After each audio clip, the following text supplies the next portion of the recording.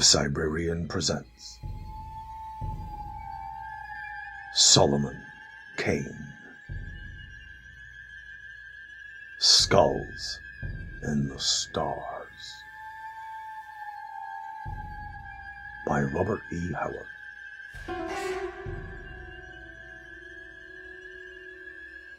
Images courtesy of Unsplash.com. Audio samples courtesy of YouTube Audio Library. Disclaimer. The following may contain violence, references to sex, and language that may offend.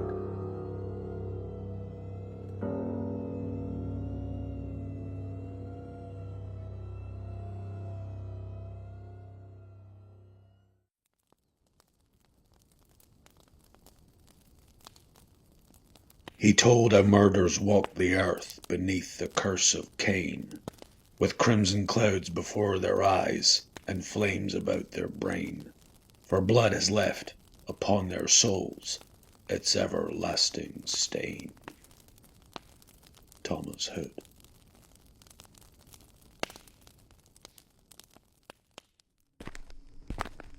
There are two roads to Torkertown. One, the shorter and more direct route, leads across a barren upland moor, and the other, which is much longer, winds its tortuous way in and out among the hummocks and quagmires of the swamps, skirting the low hills to the east. It was a dangerous and tedious trail, so Solomon Kane halted in amazement when a breathless youth from the village he had just left overtook him and implored him for God's sake to take the swamp road. The swamp road? Kane stared at the boy. He was a tall, gaunt man, was Solomon Kane, his dark, pallid face and deep, brooding eyes made more sombre by the drab, puritanical garb he affected. "Yes, sir, 'tis far safer," the youngster answered to his surprised exclamation. The moor road must be haunted by Satan himself, for your townsmen warned me against traversing the other. "Because of the quagmires, sir, that you might not see in the dark. You had better return to the village and continue your journey in the morning, sir." Taking the swamp road? "Yes, sir." Kane shrugged his shoulders and shook his head. The moon rises almost as soon as twilight dies. By its light I can reach Torkertown in a few hours across the moor. "Sir, you had better not. No one ever goes that way. There are no houses at all upon the moor, while in the swamp there is the house of old Ezra, who lives all alone since his maniac cousin Gideon wandered off and died in the swamp and was never found. And old Ezra, though a miser, would not refuse you lodging should you decide to stop until morning. Since you must go, you had better go the swamp road." Kane eyed the boy piercingly. The lad squirmed and shuffled his feet. "Since this muir road is so dour to wayfarers," said the Puritan, "why did not the villagers tell me the whole tale, instead of vague mouthings?" "Men like not to talk of it, sir. We hoped that you would take the swamp road after the men advised you to, but when we watched and saw that you turned not at the forks, they sent me to run after you and beg you to reconsider." "Name of the devil!" exclaimed Kane sharply, the unaccustomed oath showing his irritation. "The swamp road and the moor road. What is it that threatens me, and why should I go miles out of my way and risk the bogs and mires?" "Sir," said the boy, dropping his voice and drawing closer, "we be simple villagers who like not to talk of such things lest foul fortune befall us. But the moor road is a way accursed, and hath not been traversed by any of the countryside for a year or more. It is death to walk the moors by night, as hath been found by some score of unfortunates. Some foul horror haunts the way and claims men for his victims." "So, what is this thing like?" "No man knows. None has ever seen it and lived. But late farers have heard terrible laughter far out on the fen, and men have heard the horrid shrieks of its victims. Sir, in God's name return to the village. There pass the night, and tomorrow take the swamp trail to Torkerton." Far back in Kane's gloomy eyes, a scintillant light had begun to glimmer, like a witch's torch glinting under fathoms of cold grey ice. His blood quickened. Adventure, The lure of life, risk and drama. Not that Kane recognised his sensations as such.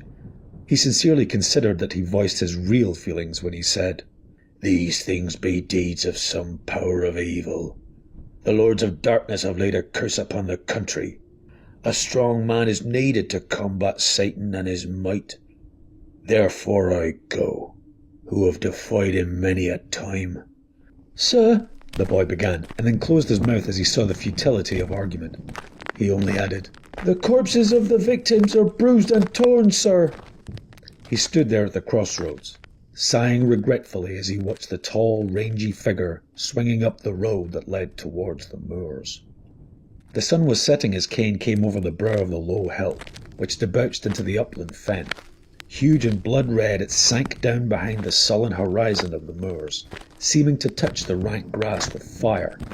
So for a moment the watcher seemed to be gazing out across a sea of blood. Then the dark shadows came gliding from the east. The western blaze faded, and Solomon Kane struck out, boldly, in the gathering darkness. The road was dim from disuse, but was clearly defined. Kane went swiftly but warily, sword and pistols in hand. Stars blinked out, and night winds whispered among the grass like weeping spectres. The moon began to rise, lean and haggard, like a skull among the stars. Then suddenly Kane stopped short. From somewhere in front of him sounded a strange and eerie echo, or something like an echo. Again, this time louder. Kane started forward again. Were his senses deceiving him? No. Far out, there pealed a whisper of frightful slaughter, and again, closer this time. No human being ever laughed like that. There was no mirth in it, only hatred and horror and soul-destroying terror. Kane halted. He was not afraid, but for the second he was almost unnerved. Then, stabbing through that awesome laughter, came the sound of a scream that was undoubtedly human.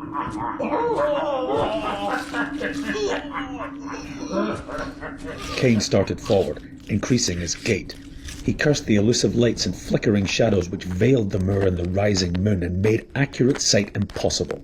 The laughter continued, growing louder, as did the screams.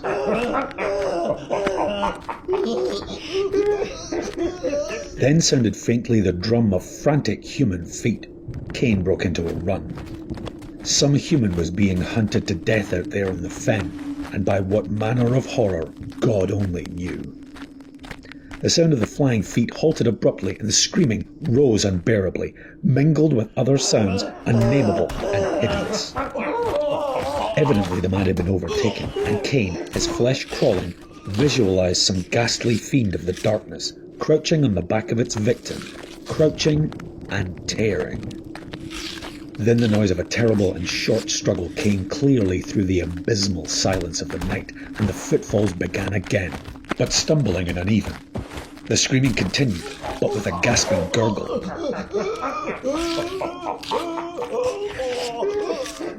The sweat stood cold on Kane's forehead and body. This was heaping horror on horror in an intolerable manner.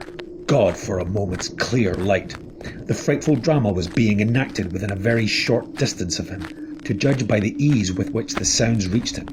But this hellish half-light veiled all in shifting shadows, so that the moors appeared a haze of blurred illusions, and stunted trees and bushes seemed like giants. Kane shouted, striving to increase the speed of his advance. "Hold there, by God!" The shrieks of the unknown broke into a horrendous, shrill squealing. Again there was the sound of a struggle, and then from the shadows of the tall grass a thing came reeling. A thing that had once been a man, a gore-covered, frightful thing that fell at Kane's feet and writhed and grovelled and raised its terrible face to the rising moon and gibbered and yammered and fell down again and died in its own blood.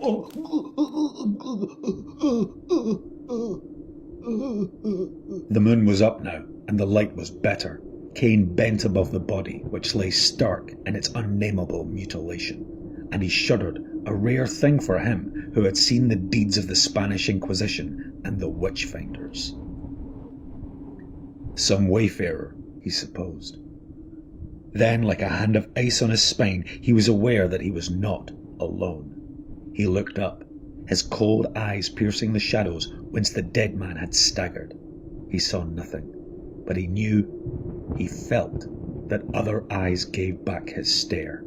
Terrible eyes not of this earth. He straightened and drew a pistol, waiting. The moonlight spread like a lake of pale blood over the moor, and the trees and grasses took on their proper sizes. Shadows melted, and Kane saw. At first he thought it was only a shadow of mist, a wisp of moor fog that swayed in the tall grass before him. He gazed. More illusion, he thought. Then the thing began to take on shape, vague and indistinct. Two hideous eyes flamed at him. Eyes which held all the stark horror which has been the heritage of man since the fearful dawn ages. Eyes frightful and insane, with an insanity transcending earthly insanity. The form of the thing was misty and vague, a brain-shattering travesty on the human form, like, yet horribly unlike. The grass and bushes beyond showed clearly through it. Kane felt the blood pound in his temples, yet he was cold as ice. How such an unstable being as that which wavered before him could harm a man in a physical way was more than he could understand. Yet the red horror at his feet gave mute testimony that the fiend could act with terrible material effect.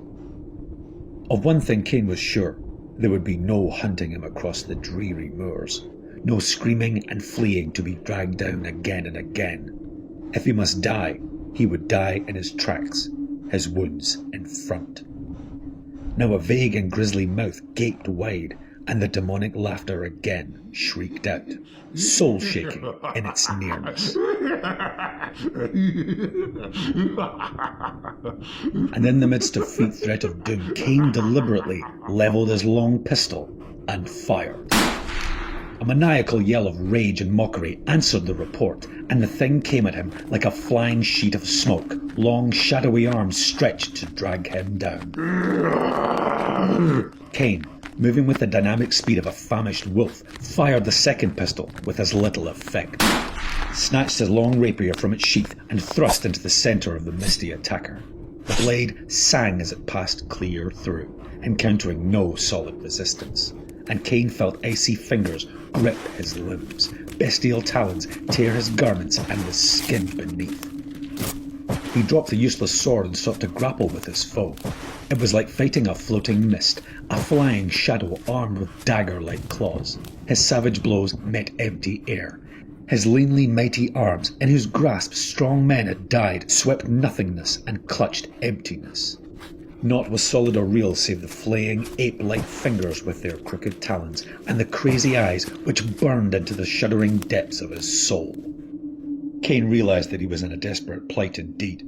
Already his garments hung in tatters, and he bled from a score of deep wounds. He had never fled from a single foe, and had the thought occurred to him, he would have flushed with shame.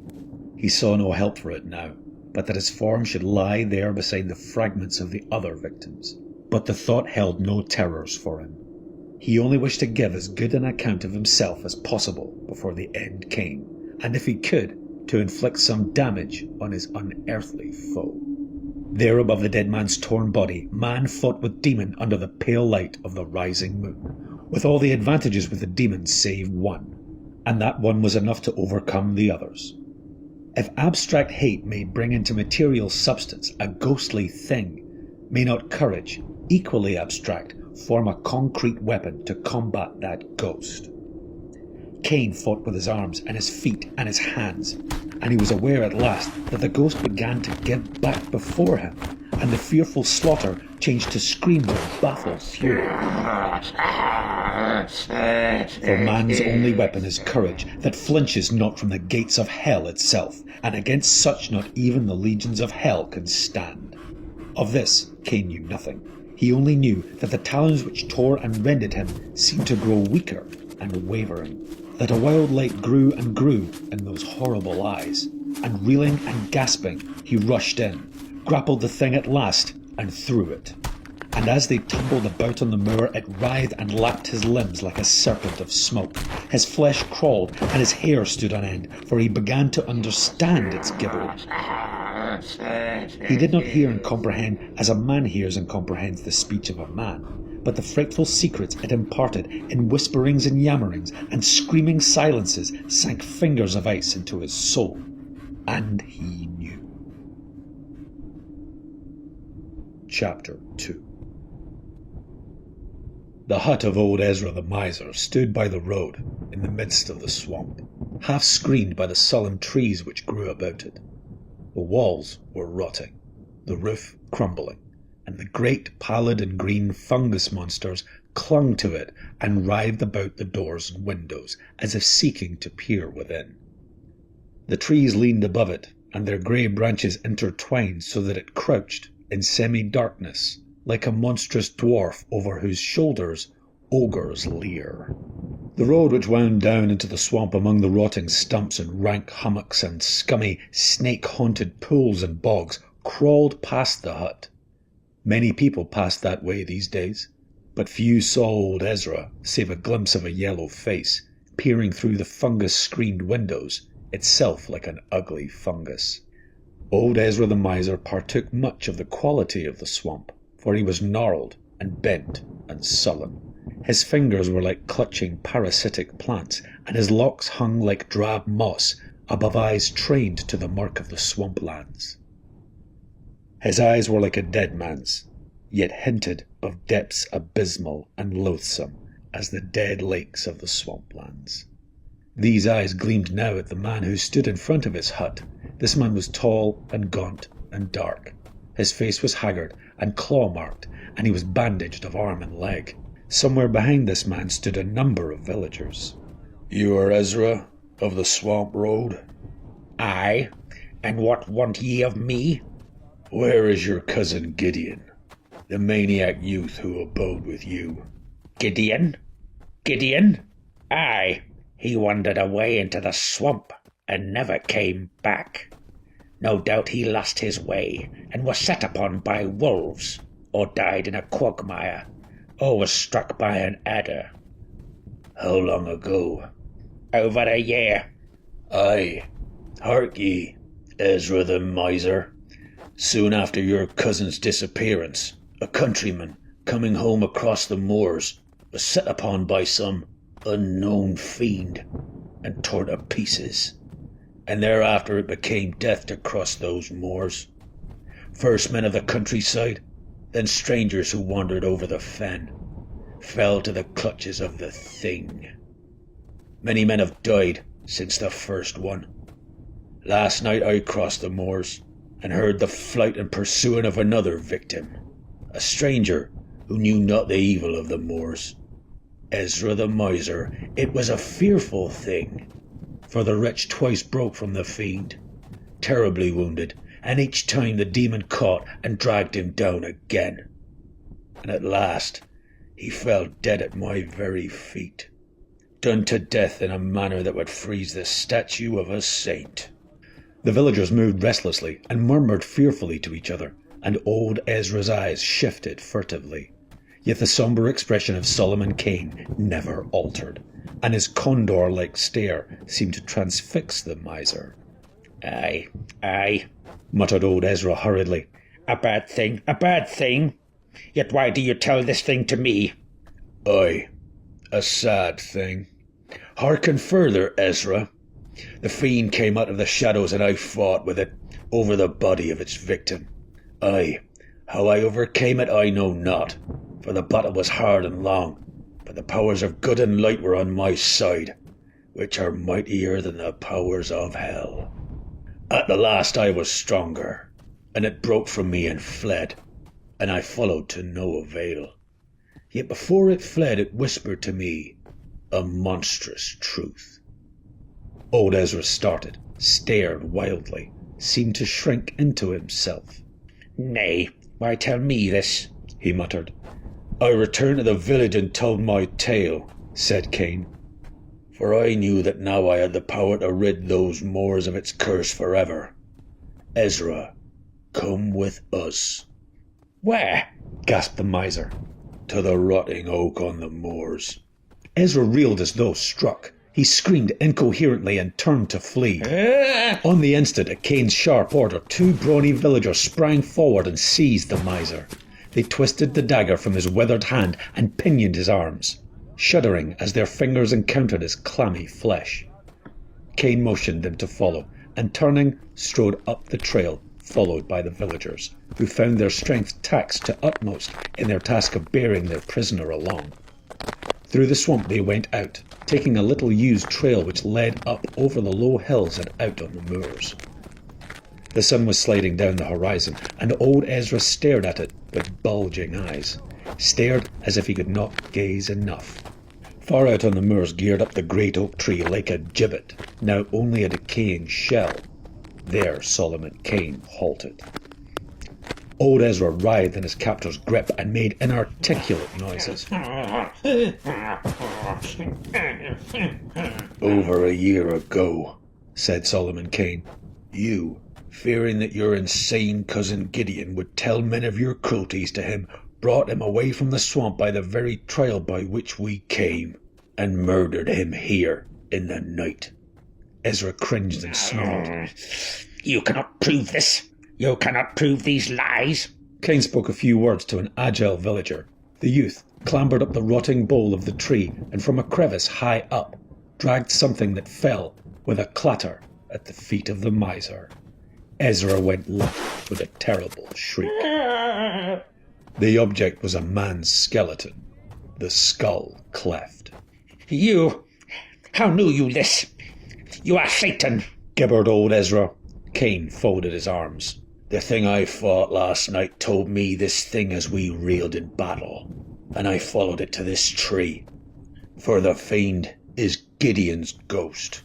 Ezra shrieked again and fought savagely. "You knew," said Kane somberly. "You knew what things did these deeds.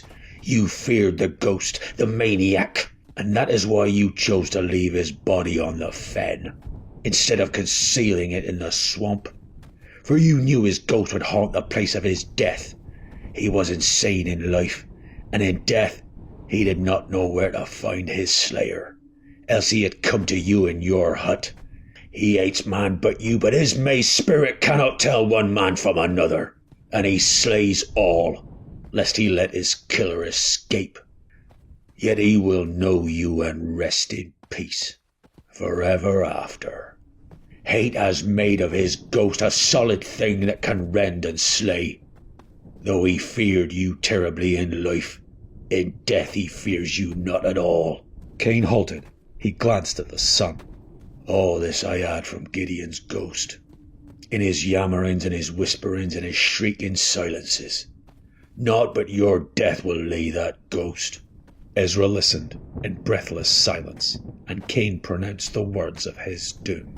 "A hard thing it is," said Kane somberly, "to sentence a man to death in cold blood, and in such a manner as I have in mind. But you must die that others may live, and God knoweth you deserve death. You shall not die by noose, bullet, or sword, but at the talons of him you slew, for naught else will satiate him." At these words, Ezra's brain shattered and his knees gave way and he fell, grovelling and screaming for death, begging them to burn him at the stake, to flay him alive. Kane's face was set like death, and the villagers, the fear rousing their cruelty, bound the screeching wretch to the oak tree, and one of them bade him make his peace with God. But Ezra made no answer, shrieking in a high, shrill voice with unbearable monotony. Then the villager would have struck the miser across the face, but Kane stayed him. "Let him make his peace with Satan, whom he is more like to meet," said the Puritan grimly. "The sun is about to set. Loose his cords so that he may work loose by dark, since it is better to meet death free and unshackled than bound like a sacrifice." As they turned to leave him, old Ezra yammered and gibbered inhuman sounds, and then fell silent, staring at the sun with terrible intensity. They walked across the fen, and Kane flung a last look at the grotesque form bound to the tree. Seeming in the uncertain light like a great fungus growing to the bowl. And suddenly, the miser screamed hideously. Death! Death! The skulls are in the stars! There are skulls in the stars! Life was too good to him, though he was gnarled and churlish and evil. Kane sighed. Mayhap God has a place for such souls, where fire and sacrifice may cleanse them of their dross, as fire cleans the forest, or fungus things. Yet my heart is heavy within me.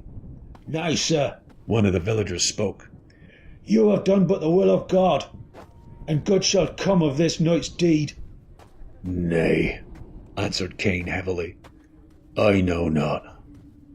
The sun had gone down and night spread with amazing swiftness, as if great shadows came rushing from unknown voids to cloak the world with hurrying darkness. Through the thick night came a weird echo, and the men halted and looked back the way they had come. Nothing could be seen. The moor was an ocean of shadows, and the tall grass about them bent in long waves before the faint wind breaking the deathly stillness with breathless murmurings. Then far away, the red disk of the moon rose over the fen, and for an instant, a grim silhouette was etched blackly against it. A shape came flying across the face of the moon, a bent, grotesque thing whose feet seemed scarcely to touch the earth, and close behind came a thing like a flying shadow, a nameless, shapeless horror. A moment, the racing twain stood out boldly against the moon. Then they merged into one unnameable, formless mass, and vanished into the shadows. Far across the fen sounded a single shriek of terrible laughter.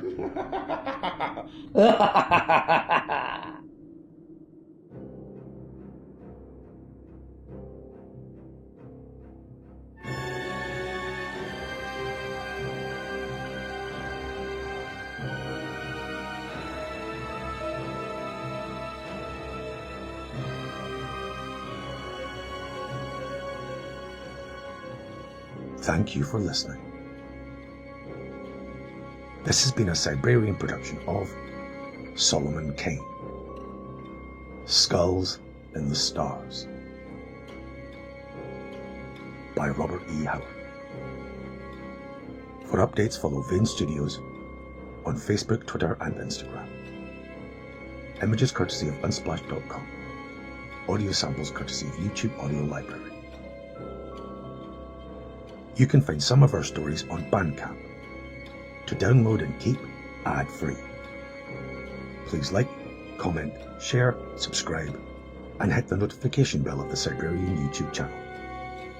And if you're feeling generous, buy us a coffee to support our work. All links in the description.